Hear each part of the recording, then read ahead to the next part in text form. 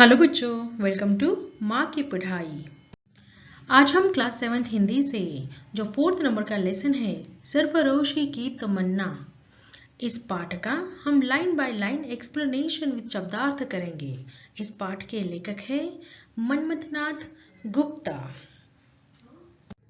चलिए बच्चों, यह 4th नंबर का लेसन है सरफरोशी की तमन्ना। सरफरोशी यानी अपने जीवन का बलिदान, अपने लाइफ का सैक्रिफाइस करना। तमन्ना यानी इच्छा, तो अपने जीवन का बलिदान करने की इच्छा यानी अपने लाइफ को सैक्रिफाइस करने की विश, इच्छा। यही इस शब्द का, यही इस लाइन का मीनिंग होता है। किसके लिए अपने लाइफ का सैक्रिफाइस किसके लिए करना? अपने कंट्री के लिए, अपने देश के लिए। ओके, तो यह जो लेसन है यह क्रांतिकारियों के ऊपर आधारित है बच्चों, यानी रिवोल्यूशनरी के ऊपर आधारित है। तो चलिए अभी हम आगे बढ़ते हैं। बातों बातों में देश के लिए बलिदान हो जाने वाले क्रांतिकारियों के बारे में बात करें। बलिदान यानी सैक्रिफाइस, क्रांतिकारी यानी revolutionaries. Talk about the revolutionary who sacrificed their life for the country. आगे देखिए, स्वतंत्रता प्राप्ति के लिए कौन कौन से आंदोलन किए जाते हैं। आंदोलन यानी मूवमेंट्स। तो हमारा देश को स्वतंत्रता मिलने के लिए, फ्रीडम मिलने के लिए क्या क्या मूवमेंट्स की जाती गई है, क्या क्या आंदोलन किए गए हैं। What were the movement for the attainment of independence. आगे देखिए, वे कौन कौन से गीत थे, यानी वे कौन कौन से सॉन्ग्स थे जिसकी वजह से क्रांतिकारियों के दिलों में जोश और उमंग का संचार होता है। और ऐसे कौन से सॉन्ग थे जिससे रिवोल्यूशनरी के मन में जोश पैदा होता है, उत्साह पैदा होता है और अपने देश के लिए कुछ कर दिखाने की भावना जागती है। तो ऐसे कौन कौन से गीत थे, सॉन्ग्स थे। प्रस्तुत पाठ स्वतंत्रता सेनानी मनमथनाथ गुप्त के संस्मरण पर आधारित है। यहाँ पे संस्मरण यानी स्मृति पर, स्मृति यानी स्मरण, यानी इंग्लिश में कहेंगे हम इसको मेमोर। तो यह जो पाठ है, this lesson based on the memory of freedom fighter Manmathnath Gupta. Kakori कांड में अनेक क्रांतिकारी पकड़े गए। काकोरी इंसिडेंट्स, काकोरी कांड यानी काकोरी इंसिडेंट्स। तो इसमें अनेक हमारे इंडियन रिवोल्यूशनरी पकड़े गए, उन्हें ब्रिटिशों ने पकड़ लिया। तो ब्रिटिशों ने, क्योंकि हमारे उस टाइम में हमारे इंडिया के ऊपर ब्रिटिशों का राज था, हमारे भारत के ऊपर ब्रिटिश राज कर रहे थे। तो हमारे क्रांतिकारियों को काकोरी कांड में यानी काकोरी इंसिडेंट्स में ब्रिटिशों ने पकड़ लिया। तो काकोरी का क्या है, देखिए बच्चों, काकोरी यह प्लेस का नाम है जो लखनऊ में स्थित है अभी। ओके, प्लेस का प्लेस है, यहाँ पे एक रेलवे स्टेशन भी है। तो यह काकोरी इंसिडेंस यह रेलवे स्टेशन के पास हुआ है, काकोरी प्लेस में। ओके, तो इसकी स्टोरी सुनिए बच्चों। तो जब क्रांतिकारी अपना आंदोलन यानी अपने मूवमेंट चला रहे थे, तो उसके लिए उनको कुछ पैसों की जरूरत थी। ओके, तो अपना मूवमेंट आगे बढ़ाने के लिए, अपना आंदोलन, देश को स्वतंत्रता दिलाने का आंदोलन आगे बढ़ाने के लिए हमारे कुछ क्रांतिकारियों ने क्या किया, काकोरी रेलवे स्टेशन के पास जो ब्रिटिशों ने अपना खजाना जिस ट्रेन में डाल के वो दूसरी जगह पे लेके जा रहे थे, उनका खजाना मीन्स हमारे इंडियन लोगों से ही उन्होंने कर्ज के तौर पे वसूल किया हुआ पैसा, गोल्ड, ये सब कुछ, तो वह लेके जा रहे थे ट्रेन से। यानी यह ब्रिटिशों का खजाना वह मानते थे कि वह ट्रेन से लेके जा रहे थे। तो हमारे इंडियन क्रांतिकारियों ने क्या किया, काकोरी रेलवे स्टेशन के पास उस ट्रेन के ऊपर अटैक किया, आक्रमण किया और वह खजाने को, ब्रिटिशों के खजाने को लूट लिया।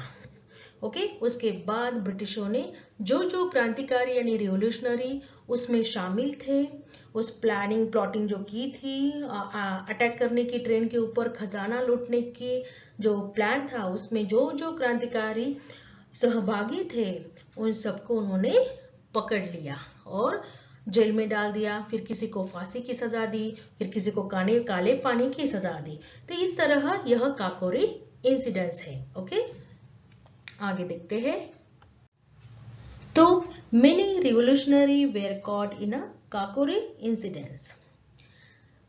अभी आगे देखिए, राम प्रसाद बिस्मिल राजेंद्र नाथ लाहिड़ी और रोशन सिंह को फांसी की सजा हुई। तो इनमें से इन 3 लोगों को क्या मिली? फांसी मिली। बिस्मिल्लाह, लाहिड़ी और Roshan Singh were sentenced to death. फांसी की सजा सुनाए जाने वाले दिन स्वतंत्रता सेनानियों की मानसिकता को उजागर करता है यह संस्मरण। तो जिस दिन फांसी सुनाई गई उस दिन वो यह जो क्रांतिकारी थे, फ्रीडम फाइटर थे, उनकी मानसिक दशा को यानी उनकी जो फीलिंग्स थे उसको एक्सप्रेस करता है यह लेसन, यह जो स्मृति है उसको इस पाठ में एक्सप्रेस किया गया है। ओके, चलिए नेक्स्ट देखते हैं। अभी देखिए बच्चों, पैराग्राफ के नीचे मैंने इंग्लिश में शब्दार्थ लिखे हैं, हिंदी शब्दों के अर्थ इंग्लिश में दिए हैं। जब मैं आपको पाठ पढ़ाऊंगी उस टाइम आपको हिंदी में भी उसका एक्सप्लेनेशन बताऊंगी। ओके, तो चलिए अभी हम पढ़ते हैं। यह दिन यूं तो दूसरे दिनों के जैसा ही था, पर भारतीय क्रांतिकारियों के इतिहास में एक विशेष दिन था। भारतीय क्रांतिकारी यानी इंडियन रिवॉल्यूशनरी, इतिहास यानी हिस्ट्री में। This day was similar to other days, but it was a special day in the history of Indian revolutionaries. उस दिन सब सुबह सुबह उठ गए। सब यानी जो कैदी थे, वह सब प्रिजनर्स थे, वह सारे सुबह सुबह जल्दी से उठ गए, यानी सुबह सुबह यानी early in the morning. That day everyone got up early in the morning. कैदी रसोइये ने विशेष खाना बनाया। कैदी यानी प्रिजनर, रसोइया यानी कुक। जो प्रिजनर कुक था उसने क्या किया? विशेष खाना बनाया, यानी स्पेशल फूड बनाया उसने। The prisoner cook cooked a special meal, special food. Jailer Abdul सवेरे ही आ डटा। तो जेलर का नाम क्या था? उस जेल के जेलर का नाम था अब्दुल। वह सवेरे ही आ डटा। सवेरे यानी मॉर्निंग में है, अर्ली मॉर्निंग आ गया जेल में। Jailer Abdul came early in the morning. रोज वह किसी का गाना सुनता। तो वह जेलर था, वह रोज किसी ना किसी प्रिजनर का, कैदी का गाना सुनता था, किसी के साथ शतरंज खेलता था। शतरंज यानी चेस खेलता था। वह आज चुपचाप था, पर आज वह चुप था, एकदम साइलेंट था। किसी ने उसे बैठने तक की जगह नहीं दी। किसी ने उसे बैठने के लिए बोला भी नहीं और किसी ने उसको जगह भी नहीं दी बैठने के लिए। तो क्यों, यह हम आगे पढ़ेंगे। लेकिन इसमें आपको यह पता चलता है इस पैराग्राफ में कि वह जो जेलर था अब्दुल, वह अपने कैदियों के साथ यानी प्रिजनर के साथ बहुत फ्रेंडली व्यवहार करता था, क्योंकि वह रोज आने के बाद किसी का गाना सुनता था, शतरंज खेलता था यानी चेस खेलता था। इसे हमें यही पता चलता है। ओके, तो वह बिल्कुल भी स्ट्रिक्ट नहीं था। उसके स्वभाव का, उसका नेचर का पता हमें इस पैराग्राफ में चलता है, अब्दुल जेलर का। ओके, तो jailer Abdul came early in the morning. Every day he used to listen to someone's song, play chess with someone, but today he was silent. No one even gave him a place to sit. आगे देखिए अभी। मुझे लगा कि उसका चेहरा भी कुछ उदास है। उदास यानी सैड। तो लेखक को यानी राइटर को लगा, I thought that his face was sad today. न जाने क्यों हमें यह आभास हो चुका था कि सूर्य के नीचे हमारा स्थान कहाँ है। आज वह जेलर था और हम कैदी। तो न जाने लेखक को और कैदियों को ऐसा क्यों आभास हुआ, ऐसा क्यों रियलाइज हुआ कि आज सूर्य का प्लेस कहाँ है। सूर्य के नीचे जो लोग होते हैं, देखिए हम जब सूर्य को देखते हैं यानी सन को देखते हैं तो सन हमारे सिर के ऊपर, हम ऊपर हमारा फेस ऊपर करके देखते हैं। तो आज उनको ऐसा लग रहा था कि वह जेलर था यानी वह एक बड़ा ऑफिसर था, उनको वह फ्रेंड के जैसे, रोज के जैसे जो अब्दुल जेलर था, रोज उनके साथ बैठने वाला, उनके साथ अपने दुख सुख शेयर करने वाला साथी था, वह नहीं लग रहा था। तो उनको आज वह कोई बड़ा ऑफिसर लग रहा था, स्ट्रिक्ट ऑफिसर लग रहा था। और ये जो सारे कैदी थे वह खुद को उसके सामने कैदी समझ रहे थे। तो ऐसा उन कैदियों को फील हो रहा था। ओके, तो I don't know why we had got an idea of where our place is under the sun. Today he was the jailer and we were just a prisoner. आगे देखिए, प्रतिदिन की तरह सब खाने बैठे तो बिस्मिल्लाह को ख्याल आया कि आज अनुष्ठानिक तरीके से भोजन करना चाहिए। When everyone sat down to eat usually, Bismillah realized that today's food should be eaten in a ritualistic way. तो अनुष्ठानिक तरीका यानी रिचुअलिस्टिक वे, तो यह जो तरीका होता है, यह जो खाना खाने का यानी भोजन करने का जो मेथड है, यह बहुत पुराना मेथड है बच्चों। इसमें क्या होता है, बहुत सारे लोग एक साथ आके एक ही प्लेट में, एक बड़े से प्लेट में खाना खाते हैं। ओके, तो यही रिचुअलिस्टिक वे है, इसे ही अनुष्ठानिक तरीके से भोजन करना कहते हैं। ओके, आगे देखिए। बाद में जेलर के घर से एक बड़ा थाल मंगवाया गया। थाल यानी बड़ी सी plate. A big plate was order from the jailer house. सब उसके चारों ओर बैठ गए। Everyone sat around that plate. कुछ को जगह भी नहीं मिली, मीन्स कुछ जो प्रिजनर्स थे, कैदी थे, some didn't even get a place. हर हाल में सबने उसी थाल से दो दो टुकड़े खाए। हर हाल में बैठने के लिए जगह मिले या न मिले, सबने उसी प्लेट से, उसी थाल से एटलीस्ट टू टुकड़े रोटी के खा लिए। प्राचीन काल से ही इस प्रकार के अनुष्ठानिक रूप से भोजन करने का बहुत महत्व है। प्राचीन काल यानी एंशिएंट टाइम से इसी तरह से रिचुअलिस्टिक वे से भोजन करने का एक अपना बहुत इम्पोर्टेंस है, महत्व है। Okay, this type of ritualistic eating has been of great importance since ancient time. Okay, अभी आगे देखते हैं।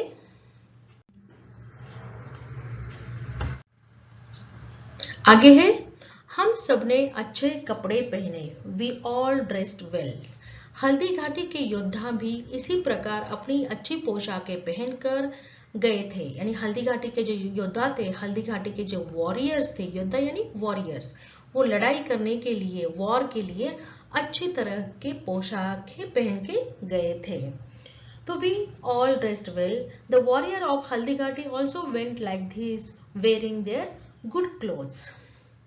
रोशन सिंह ने अपनी इत्र की शीशी से सबको थोड़ा थोड़ा इत्र लगाया। तो रोशन सिंह, यह जो प्रिजनर था, कैदी था, उसने अपनी इत्र की शीशी, इत्र यानी परफ्यूम, शीशी यानी बॉटल, तो रोशन सिंह ने अपने इत्र की परफ्यूम के बॉटल से थोड़ा थोड़ा परफ्यूम सबके कपड़ों पे लगाया। Roshan Singh apply some perfume to everyone with his perfume bottle. आगे देखिए। अब बेड़िया डलवाने की बारी आई। तो अभी देखिए, सारे कैदियों ने, सारे प्रिजनर्स ने अच्छे कपड़े पहन लिए, भोजन भी कर लिया। अब टाइम आया बेड़िया डालने की। बेड़िया यानी कैदियों के हाथ पैरों में जो चेन डालते हैं उसे बेड़िया कहते हैं, उसे इंग्लिश में शैकल कहते हैं। तो हाथों, पैरों में, गले में अभी बेड़िया डालने का वक्त हो गया। Now it was time to put the shackles. Jailer को हिदायत थी कि हमारी बेड़ियों की कीलों की जांच कर ली जाए। हिदायत यानी इंस्ट्रक्शंस, ऑर्डर्स। बेड़िया यानी शैकल्स, कीले यानी कीलों को यानी नेल्स, जो बेड़ियों में जो नेल्स लगाए हुए होते हैं उसको चेक करने की ऑर्डर्स, हिदायत यानी इंस्ट्रक्शंस जेलर को ऊपर से मिले थे। तो the jailer was instructed to check the nails of our shackles. मेरी बारी आई, means when my turn came, मेरी बारी आई तो मैंने अब्दुल से पूछा। I asked अब्दुल, अब्दुल कौन था? जेलर था। तो मैंने अब्दुल जेलर से पूछा कि वह इतना भावुक क्यों हो रहा है। भावुक यानी emotional. Why he was getting so emotional, ऐसे लेखक ने उसे पूछा। बड़ी मुश्किल से पता चला कि किसी बड़े अधिकारी के कहने पर फांसी के कैदियों वाली 3 कोठरियां साफ की जा रही है। तो बड़ी मुश्किल से, आफ्टर ग्रेट डिफिकल्टी, यह सब पता चल गया कि किसी बड़े अधिकारी मीन्स कोई सीनियर ऑफिसर था, उसके ऑर्डर पे, उसके कहने पर फांसी के कैदियों वाली 3 कोठरियां, जहां पे कैदियों को, जहां पे प्रिजनर्स को फांसी दी जाती है, तो फांसी देने वाली जो कोठरिया होती है, कोठरिया यानी जो रूम्स होती है, कोठरिया को सेल कहते हैं। जहाँ पे कैदियों को रखा जाता है उस रूम को सेल्स कहते हैं। ओके, जहाँ पे फांसी दी जाती है तो कोठरिया को क्या कहते हैं, सेल। तो उसको क्लीन करवाने का ऑर्डर मिला था। मुझे लगा यानी लेखक को लगा कोई भी जज यानी कोई भी जो जज होता है वह अपना फैसला सुनाने से पहले जेल वालों को खबर क्यों देगा। तो मुझे यह सच नहीं लगा, मुझे ऐसा लगा कि कोई भी जज जो होता है वह अपना फैसला यानी अपना डिसीजन बोलने से पहले, जो कोर्ट में डिसीजन दिया जाता है राइट, तो उसको फैसला सुनाने से पहले, वर्डिक्ट करने से पहले जेल वालों को ऐसी न्यूज क्यों देगा कि फांसी देने की कोठरिया साफ करके रखो। इसका मतलब यही था कि पहले से ही इन ब्रिटिशों का निर्णय हो चुका था कि इनमें से कुछ कैदियों को फांसी आज देनी ही देनी है। इसीलिए कोर्ट में जाने से पहले ही, फैसला सुनाने से पहले ही ऑर्डर मिल चुके थे कि कोठरिया यानी जो फांसी देने वाली जो रूम्स है उसको साफ करने की, जो सेल्स होते हैं उसको क्लीन करके रखने की। After great difficulty that prisoners get that news, that senior officer had ordered here that some prisoners are going to be hanged today. So 3 rooms यानी 3 cells should be kept clean. Okay. आगे देखिए, बंदूक और police के बीच हम lorry में बैठे, sitting in the lorry between the guns and the police. हमने रोज की तरह क्रांतिकारी गीत गाने शुरू किए। क्रांतिकारी गीत यानी revolutionary songs. We started singing revolutionary song as usual. आगे देखिए, रास्ते में हमने एक ऐसी गाड़ी देखी जिसमें सामान लदा हुआ था। सामान यानी लगेज, लदा हुआ था यानी भरा हुआ था, लोडेड किया गया था लगेज को एक लॉरी में। हर सामान पर एक कागज चिपका था, एक कागज में से एक पेपर चिपका हुआ था हर सामान पर, हर लगेज पे एक पेस्ट किया हुआ था पेपर को, और उस पर हमारे जज का नाम लिखा था। जज जो कोर्ट में आज फैसला सुनाने वाले थे, उस जज का नाम उस लगेज के ऊपर लिखा हुआ था। स्पष्ट था यानी क्लियर था कि हमारा फैसला सुनाकर वे भारत से बाहर छुट्टियां मनाने जाएंगे। तो यह क्लियर दिख रहा था। इन लोगों का, इन कैदियों का फैसला सुनाकर डिसीजन देने के बाद, वर्डिक्ट देने के बाद, यह जो जज थे वह छुट्टियां मनाने के लिए यानी हॉलिडे के लिए इंडिया से बाहर जाने वाले थे। यह क्लियर दिख रहा था। On the way we saw a vehicle that was loaded with the luggage. Every item had a piece of paper pasted on it, and our judge's name was written on it. It was clear that after giving our verdict, they would go for a holiday outside of the India. यह clear दिख रहा था। Next, अदालत के बाहर भारी भीड़ थी। अदालत यानी कोर्ट, बाहर यानी आउटसाइड, भारी भीड़ यानी ह्यूज क्राउड जमा हुआ था, जहाँ पे यह जो सारे प्रिजनर्स थे, यह जो रिवोल्यूशनरी थे, इनको अदालत लेके जा रहे थे। तो वहां पर अदालत के बाहर यानी कोर्ट के बाहर बहुत सारे लोग, बहुत भारी क्राउड, ह्यूज क्राउड जमा हो गया था। There was a huge crowd outside the court. सब सरफरोशी की तमन्ना अब हमारे दिल में है, गाना जोर से गा रहे थे। तो सारे लोग यह गाना गा रहे थे। कौन सा गाना, कौन सा सॉन्ग गा रहे थे? सरफरोशी की तमन्ना। सरफरोशी का मीनिंग मैंने पहले ही बता दिया है, फिर भी सरफरोशी यानी अपने जीवन का बलिदान करने की इच्छा, तमन्ना यानी इच्छा, अपने लाइफ का सैक्रिफाइस करने की विश हम सारे लोगों के मन में है। हम हमारी कंट्री के लिए अपना जीवन भी त्याग करने की इच्छा रखते हैं। यह इस गाने का, यह इस सॉन्ग का मीनिंग है बच्चों। तो यह गाना सारे लोग गा रहे थे। Everyone was singing this song, सरफरोशी की तमन्ना अब हमारे दिल में है। चारों तरफ यह आवाज गूंज रही थी। This voice was echoing all around, everywhere. This voice was echoing. चारों ओर यह गाने की गूंज, यह जो आवाज थी चारों ओर आ रही थी, चारों ओर गूंज रही थी।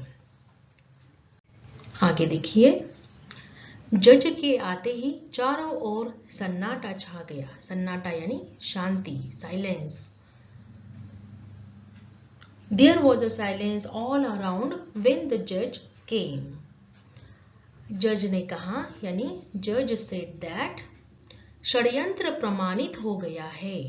षड्यंत्र, षड्यंत्र यानी क्या होता है? कॉन्स्पिरेसी।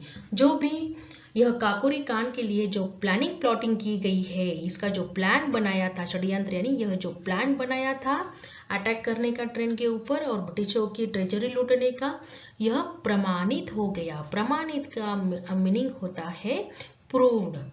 तो जज said the conspiracy has been proved. एक एक कर मुझे, भूपेंद्र, योगेश, गोविंद, मुकुंदीलाल आदि को सजा सुनाई गई। तो 1 by 1 सबको पनिशमेंट दी गई, सजा सुनाई गई। अंत में सुनाई फांसी की सजा, यानी लास्ट में फांसी की सजा सुनाई। And then 3 of our friends were sentenced to death. उसमें कौन कौन था जिसको फांसी की सजा सुनाई? तो उसमें था राम प्रसाद बिस्मिल, राजेंद्र लाहिड़ी और रोशन सिंह। यह तीनों को फांसी की सजा सुनाई गई। उस वक्त राजेंद्र के चेहरे पर वही बाल सुलभ मुस्कान थी। तो किसके चेहरे पर? राजेंद्र के चेहरे पर बाल सुलभ यानी चाइल्डिश, मुस्कान यानी स्माइल। तो उस टाइम राजेंद्र के फेस पे चाइल्डिश स्माइल थी। At that time Rajendra had the same childish smile. आगे देखिए, बिस्मिल्लाह के चेहरे पर अवज्ञा का भाव था। जो बिस्मिल्लाह थे उनके फेस के ऊपर अवज्ञा यानी डिसओबीडियंस का जो फीलिंग थी वह उनके चेहरे पे साफ दिख रही थी। और रोशन सिंह ने हंसते हुए हमें ऐसे देखा मानो वे तो सीधे स्वर्ग चले और हम रह गए। और जो रोशन सिंह थे उन्होंने सबकी तरफ ऐसा लुक दिया, सबको ऐसे देखा कि वह अब यानी रोशन सिंह अब कहाँ जा रहे हैं? स्वर्ग जा रहे हैं और बाकी सारे यही पृथ्वी पे रहने वाले हैं। ऐसे लुक सब लोगों को उन्होंने हंसते हुए देखा। तो Roshan Singh laughed and looked at us as if he had gone straight to heaven and we were left here. और आगे देखिए, और हम सबकी आंखों में आंसू भरे थे। आंसू यानी tears. And we all had tears in our eyes because, क्योंकि हम जानते थे, वी न्यू दैट, यही हमारी अंतिम मुलाकात है। अंतिम यानी लास्ट, मुलाकात यानी मीटिंग। तो वह जानते थे, we knew that this was our last meeting. यह सारे लोग जानते थे, इसीलिए सबके आंखों में आंसू भर आए थे। तो इसी के साथ यह चैप्टर हमारे यहाँ पे खत्म हो जाता है बच्चों। आई होप आपको यह वीडियो अच्छा लगा होगा, आपको समझ में आया होगा यह चैप्टर। अगर आपको समझ में आया है तो प्लीज एक लाइक कीजिएगा, अपने फ्रेंड्स के साथ शेयर कीजिएगा और मेरे चैनल को सब्सक्राइब जरूर कीजिएगा। Thank you.